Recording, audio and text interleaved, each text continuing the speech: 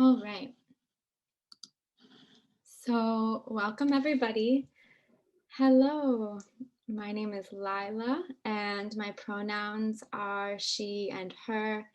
And I feel really, really grateful to be here with you all on this rainy, gray, cozy, and humid evening in my home. So I'm calling in from Mohican land and what some call the Berkshires of Western Massachusetts in a town called Great Barrington. Yeah, I feel grateful to call this place my home. And if you haven't already, there's an invitation to introduce yourself in the chat too. I'd also like to introduce Adam. If you want to give a wave here, Adam is also with me as part of the team at Regenerate Change, and Adam will be offering Zoom support and sharing some things in the chat. So feel free to message Adam or ask Adam any questions as you need. And before I get into anything else, just want to let everybody know that the session will be recorded, but only my screen will be recorded, so nobody's faces or responses. But yeah, you'll see the little recording dot in the corner. And yeah, welcome to the Intro to Social Permaculture webinar with Regenerate Change. So we'll be here for an hour together, finishing up around 8 p.m. EST. And feel free to use the chat as much as you need to ask questions or share ideas or responses. Welcome, welcome, welcome. So before we dive into the topic at hand tonight, I would love to just talk a bit about what Regenerate Change is, this organization that I'm a part of that is hosting this webinar tonight. So what Regenerate Change supports change makers, so farmers, activists, organizers, people working in socially oriented, ecologically oriented businesses and organizations working towards holistic transformation in our personal lives, our organizations, and our causes. And at Regenerate Change, we do this in 3 different ways: through education, like what we're experiencing right now, through consulting, working with individuals and groups, and also network weaving, so bringing folks together who are aligned in vision and purpose. We do this grounding ourselves in a few core pillars, and we can get into more of this later, and I invite y'all to keep learning from Regenerate Change in the future if you want to get more into these. So some of the pillars that we ground our work in are right relationship, the practice of leading from lineage, practicing solidarity, embracing our edges, and change making across scales. And the frameworks that Regenerate Change roots ourselves in is whole systems thinking, different forms of solidarity and justice work, ecological regeneration in agricultural contexts and conservation contexts and beyond, in social permaculture, which we're going to talk about tonight, and also in mindfulness and self-care. So one of the central ideas that you'll see infused in what I'm going to talk about and all of Regenerate Change's other offerings is this idea of shifting culture fractally. So believing that the solutions that we're working towards begin in ourselves and in our one-on-one relationships, and that we have the capacity to impact change and create change in larger systems by starting with what's close to home. So that's just the broad understanding of what our organization does. And now I would love to shift into about 10-15 minutes of a bit of me sharing some ideas about permaculture, social permaculture, the lineage of these practices, and the ways that we at Regenerate Change understand them. And then we'll have some group work in breakout rooms where y'all can put this all into practice. So what is permaculture? I'd love to see like a thumb check. So thumbs up if you're super familiar with it and you could explain to the whole group what it is, middle if you feel so, or thumbs down if you don't know much at all. You could just show it on your camera. All right, cool. We got like a good variety of folks with their experiences and understandings. Sweet. yeah, and if you feel called to drop any words in the chat that you can think of or that come to mind when you hear the word permaculture, feel free to do so. So at Regenerate Change, we see permaculture as a practice of observing patterns in the natural world and then applying them to the regeneration of social and land-based ecological systems. And permaculture, as we understand it, kind of can fall into three different categories. It's an international movement, a design system, and also a positivist attitude, a way to approach life. Before I get into any of this or what these three different categories might mean, I really want to acknowledge the complex lineage and history of permaculture, and yeah, the way that I personally feel pretty complicated about talking about it with y'all tonight. So permaculture as a term, many of you might know, was coined by two people, David Holmgreen and Bill Mollison, who are two cis white men from Australia. And they coined this term in the context of academic research.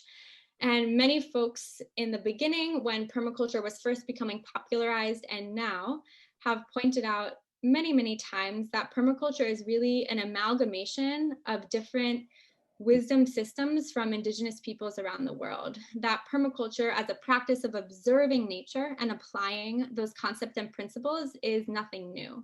And so when I say the word permaculture, when we at Regenerate Change talk about permaculture, we're always contextualizing it in this understanding that permaculture is not a new practice.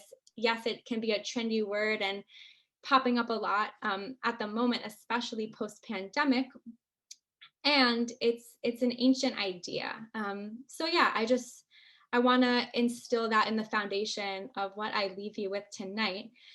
And if you are curious to learn more about what it might mean to decolonize permaculture or honor the indigenous roots of this practice, and also explore the way that your own land-based, earth-based ancestries might weave into what permaculture talks about, we have a bunch of articles that y'all can check out. So Adam, if you haven't already, please drop those in the chat. Thank you so much. And yeah, this is a really crucial piece that I don't want to leave out. Okay, so now focusing specifically on permaculture design as a design system.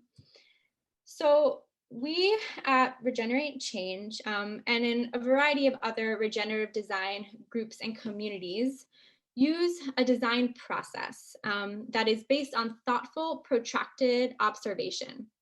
And what this basically means is it's a non-linear process of reflecting and integrating, observing what is happening around us in the land-based and water-based systems that we live around, and then gathering insights and design ideas and analyses and assessments and putting it all together to create a design that can be equally as beneficial to the organisms, lands, rocks, waters around us as it might be to our human communities.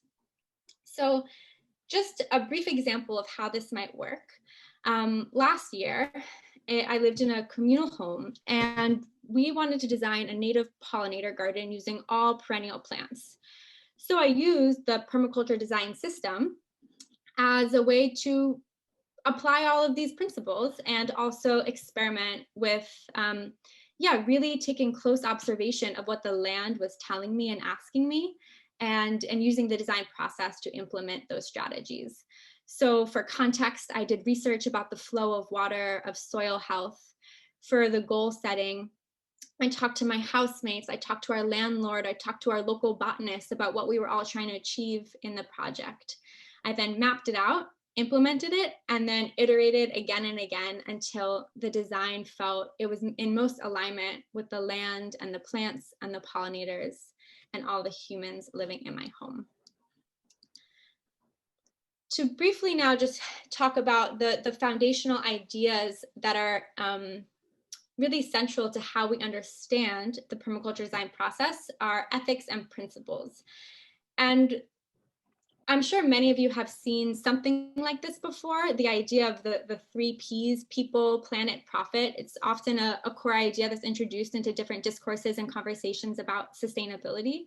And in the context of permaculture or regenerative design, we like to think about this in a bit of a deeper way, in a more holistic way. So we think about this as concentric circles of care for people, care for ecosystems, and then the equitable distribution of resources. And so everything that falls under the umbrella of permaculture design will align with the intersection of these three circles. So we like to think of these almost as guideposts that kind of direct permaculture thinking. These are the core frameworks that we can integrate both in our application of permaculture design in an ecological landscape or a social one. And the principles, there are many. And if you ever take a permaculture design course, which I highly, highly recommend, you can really dive into all of these, and they're exciting and beautiful. And yeah, for me, my understanding of permaculture principles really invited me to become literate with ecosystems in a new way and find so much sacredness and beauty and joy in understanding the patterns around me. So that's kind of all I'm going to share about permaculture principles for this moment. And if you want to learn more about them, I will tell you at the end of this hour together the ways that you can do that. So as I just said, these ethics and principles are really all rooted in the patterns that we observe. So here you can see this picture of the rings of a tree, the Fibonacci spiral on this brassica, and then these tributaries of rivers. And what I love about these three pictures, or just the idea of observing patterns in nature, is like the real sacredness of it all, the way that all of these systems of organization create so much balance and reciprocity. Even just thinking about how do all of the different components of a forest work together to balance each other out, there are patterns upon patterns upon patterns. And so for me, in my life, I ultimately began to study permaculture and agroecology and regenerative agriculture and regenerative design is because I found so much meaning and grounding and beauty and significance in all these patterns. And for me, permaculture really asks the question, what do all of these patterns tell us? Where are the synchronicities? Where is their reciprocity? Where is their balance? And how can humans learn from these patterns, learn from the way that all of these different organisms and more than human beings work together? And how can we apply those same patterns onto our ecological and social systems? So I know that's a lot to think about, but yeah, maybe the next time you find yourself interacting with a plant or an animal that isn't human, take a few seconds to pay attention to some of the patterns that you see. And if you think about it, let me know. I'd be so curious to hear what y'all are discovering. So the last thing I'll share about permaculture is a bit about the design lineage that we hold as an organization, Regenerate Change. As a team, we draw from so many schools and teachers. So Adam and Abra and Asia and Jordan, the other folks on the team at Regenerate Change, have all experienced perspective training. And for me, I pulled together a lot of practices, both from academic environments, from different farms and conservation organizations that I've worked with, and then also from movement space and from grassroots organizing and different folks who have practiced emergent and adaptable design systems with humans in real time. So yeah, some of these fields of the lineage that I root myself in when I come to this work are regenerative design, agroecology, climate justice, and the very complicated history of permaculture design. And then some of the teachers that I love who have informed my practice here, and I assume and hope many of you will know these names, are Robin Wall Kimmerer, who wrote the really amazing book, Braiding Sweetgrass, Adrienne Marie Brown, who has written 2 books, Emergent Strategy and Pleasure Activism, and then 3 thinkers who have written lots of different things, Carol Sanford, Dave Jackie, and Starhawk. So in a bit, we'll share with y'all a list of resources that you can check out if you want to learn more. And you can definitely learn from some of these folks and these movements in a bit. So we're going to do another thumb check now.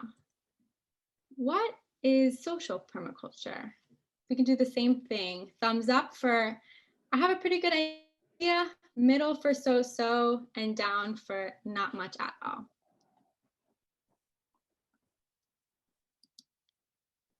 Cool. It's making me happy to click through and see all of your faces. Great. Okay. Well, I'm so happy you came to the webinar all about social permaculture, because we can talk about that right now. So yeah, really similarly, social permaculture is rooted in these same three principles: care for people, care for ecosystems, and the equitable distribution of resources.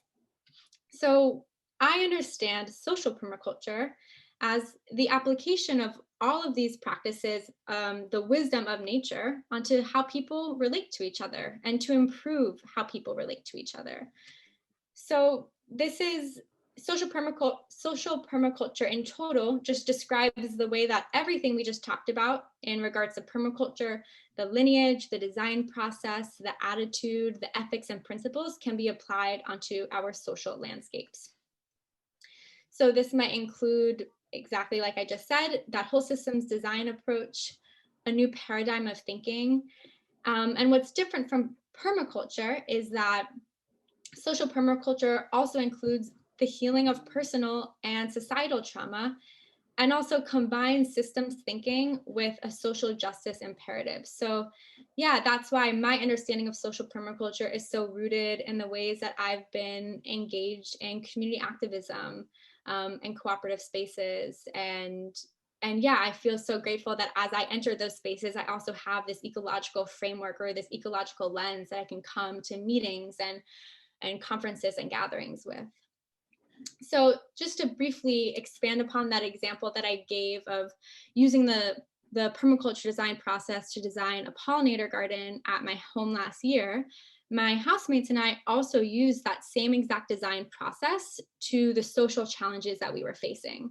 So for example, I was living with 7 people, and we were needing a co-governance structure that met all of our needs and also felt joyful and easeful and liberating and aligned with the constraints that we had. So we went through that same exact process, exploring our context, our purpose and goals, analysis and assessment, designing, implementing, reflecting to figure out how we could govern ourselves using cooperative and democratic processes. So yeah, for me, when I first heard the phrase social permaculture, there was such an aha moment of, oh yeah, of course, humans are part of nature, and we have all of these frameworks and principles and design processes to design ecological landscapes. So of course we can apply them to human landscapes too. I'm gonna take a sip of water and let that sit with y'all for a second.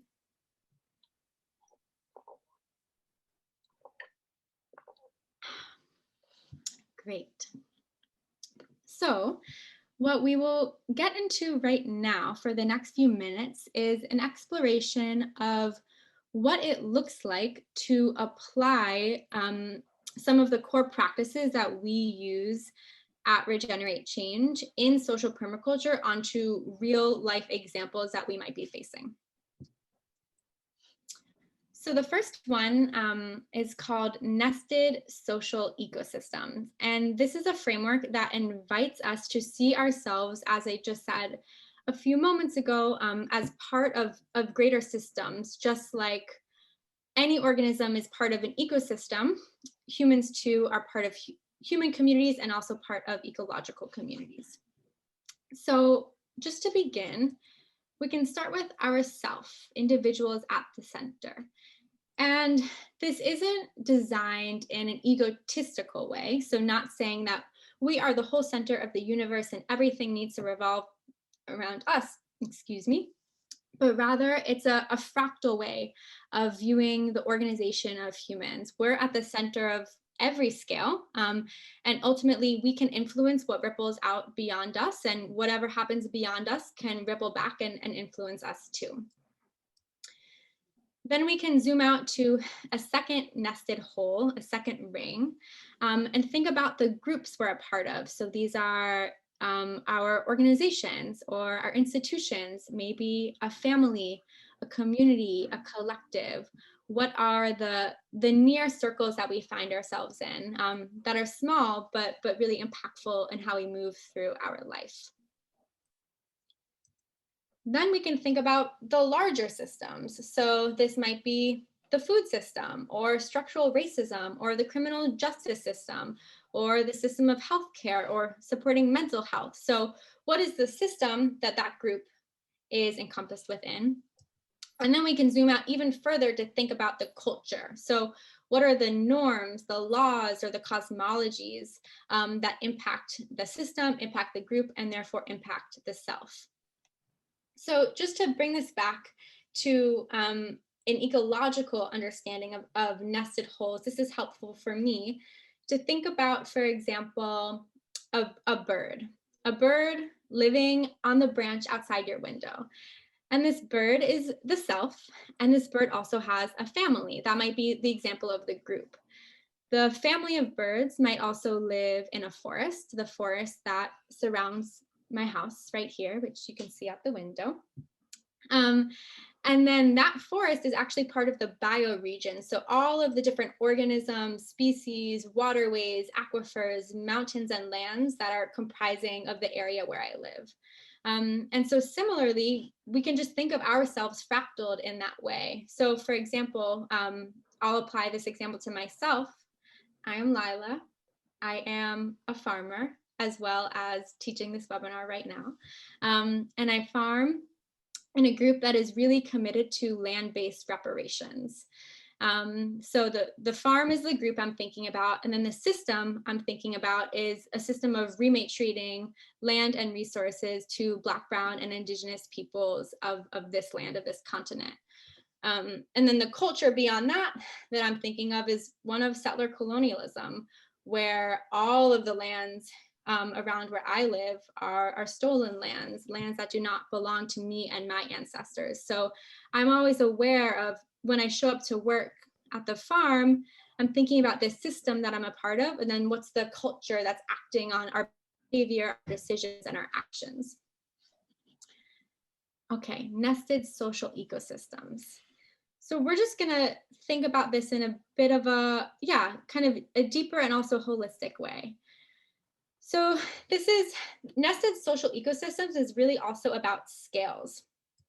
And we like to talk about this as rings of influence. So everything that happens to us ripples out beyond us, and what happens outside impacts us. So I love to think about this in the concept of heartwood, which is one of my most favorite examples of a moment of ecological wisdom that can bring us groundedness and clarity in our own lives and in the work that we do. So heartwood is that centermost point of the tree. So I don't know if you can see my mouse moving. Oh, you can. Wonderful. Great. Thanks, Adam. Yeah, so that centermost point of the tree trunk that enables a tree to be strong and upright and tall. It's called heartwood. And in a tree, if the heartwood is strong and healthy, has the nutrients and water and sugar and carbon that it needs, it will create a really strong trunk, which will then create a really strong root system, really strong branches. I was going to say it could, but it actually will definitely impact the health of the whole ecosystem, because a strong organism ripples out and has that effect of strength and healing and vibrancy to all beings around. Conversely, if the heartwood, the centermost point of a tree, is not healthy, is weak or infected or diseased, doesn't have the nutrients it needs, then the tree will not be strong. It's a fairly simple concept, and when we apply it to our understanding of scales or nested holes ourselves within group systems and cultures, the same exact idea applies. So when I as a farmer, have the sleep I need and the resources I need and the community to support me and love me and nourish me, then I show up to work as a whole and energetic and engaged person, then the farm looks beautiful and can feed more people. Then we have a greater chance of reaching our goals and working towards our vision of redistributing and rematriating land and resources. And ultimately, that can reach out even further and lead to culture shift and culture change, moving beyond some of the dominant norms of settler colonialism and white supremacy that I experience in the farming world. So that's a brief example of how this works. And I also want to note that the arrows that you see here also work conversely. So that system of settler colonialism, white supremacy, I feel it impact me every day. and that totally impacts the way that we're able to create system change in the work that we're doing. That totally impacts the way that our farm is able to show up to work and to get the resources we need. And that, of course, impacts the way that we as farmers and land stewards feel about the work that we're doing, our capacity, and our own internal, spiritual, mental, psychological, and physical health. So my invitation to you all now is to experiment with putting this into practice. So I just gave an example of how I understand these scales in the context of my own farming, but another example could be paying reparations with every new moon. That could be a personal example, something that's happening at this level of the self. Then the next change could be your organization paying land tax. Then the next person might give an example on the systemic level, talking about rematriation of land in a whole region of this continent. And then the next example could include moving beyond the idea of private property in total.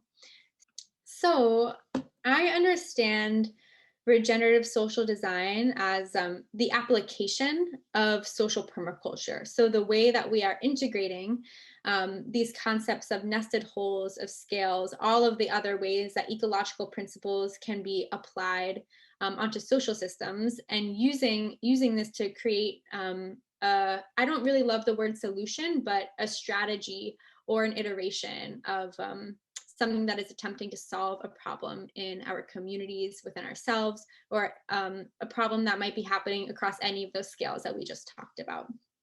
So this concept of regenerative social design, this practice of regenerative social design, is really rooted in the idea that we are co-creators and designers of the spaces that we are part of. And that's not to say that there might not be infinite barriers for us to be impactful co-creators and designers of the spaces that we are part of. However, we can utilize certain tools from social permaculture, and cumulatively regenerative social design to create change that enables us to actually sit in that seat of the designer and experience potentially some newfound agency. So to get into this, I'd love to talk a bit about the difference between regenerative and sustainable, these words that I see thrown around all the time. And a few years ago, I was 100% using the word sustainable, and now I often use the word regenerative. And yeah, I'd like to believe that with the iteration and evolution of culture and language, that there will be new ideas or new terms, or rather maybe reinvented or recycled ideas or terms that will come into our spaces and communities in the future too. So regenerative design, in comparison to sustainable design, is a whole systems approach to understanding and supporting how a specific system has capability to adapt, transform, and evolve. So thinking about the whole system's ability to adapt, transform, and evolve. Some things that regenerative systems are capable of doing are renewing resources, building reciprocal relationships with other beings and other systems, adapting to fluctuating situations with emergent and adaptive properties, and many, many more features that we can observe just by going outside and seeing plants coming out of the sidewalk, or fungus growing on the side of tree bark, or birds scavenging for food. And yeah, mushrooms and mycelial networks and the whole study of mycology is one of my favorite ways to observe regenerative properties in action. And if you can think of any other examples from nature that exemplify regenerative properties that get you excited, feel free to drop those in the chat, and share those ideas, or examples with other folks here. So in contrast, a sustainable system has the goal of replicating its functions over time and sustaining the status quo. So regenerative is all about improving a system's capability to adapt, evolve, and transform. A sustainable system focuses on replicating functions and maintaining what is.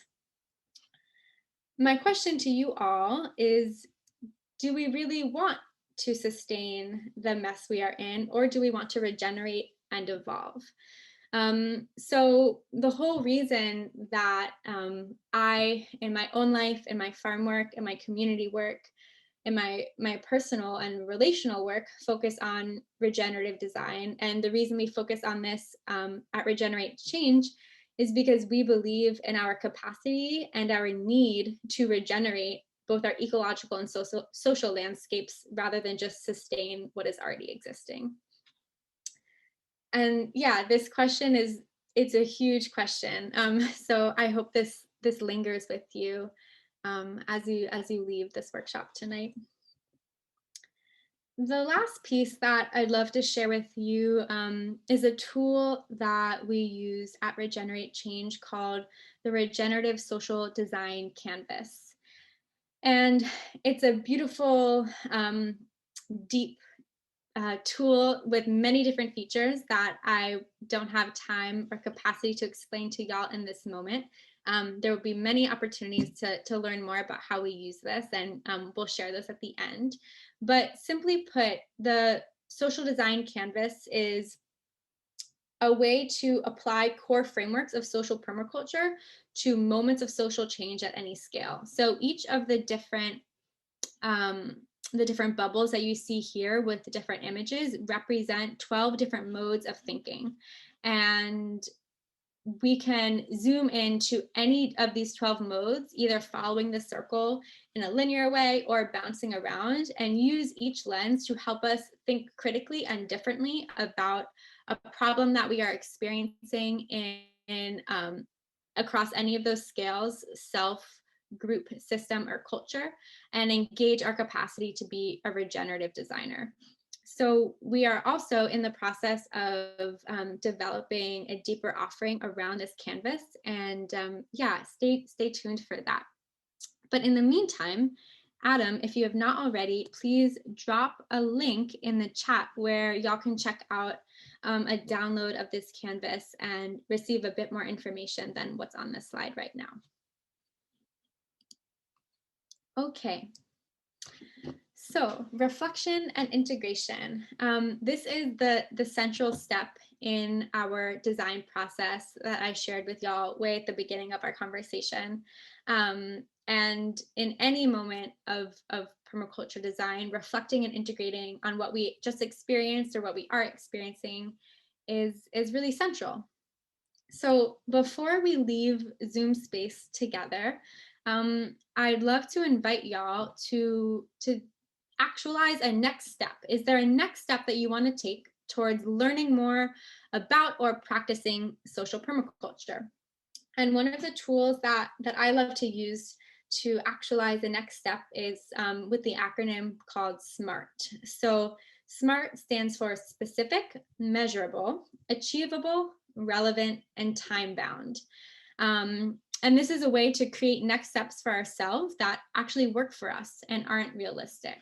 So an example of a next step might be, on Friday morning, I'm going to read through all of the downloads that were shared during the Social Permaculture webinar and journal about it for 20 minutes. So we are nearing the end of our time together, and I'd like to leave you with a few ways that you can deepen your connection to regenerate change, to social permaculture, and to me as well. So this webinar tonight is basically a primer for a 2.5-hour workshop that will be happening on July 9th. I will be teaching it, and we will be diving way deeper into many of the things that we talked about, exploring some case studies, having some breakout room space and some solo space to practice applying all of these things. Adam will drop the link in the chat. You can sign up on Mighty Networks. And yeah, I really hope to see a bunch of you there. And lastly, there are so many ways that you can stay connected to Regenerate Change without showing up to the workshop, although I would love for you to do all of these things. You can follow us on Facebook and Instagram, sign up for our email newsletter. Our website is regeneratechange.com, and we also have a Mighty Network, which is basically a private social networking platform for all people who are connected to the organization. The link, if you could drop that in the chat, wonderful, thank you.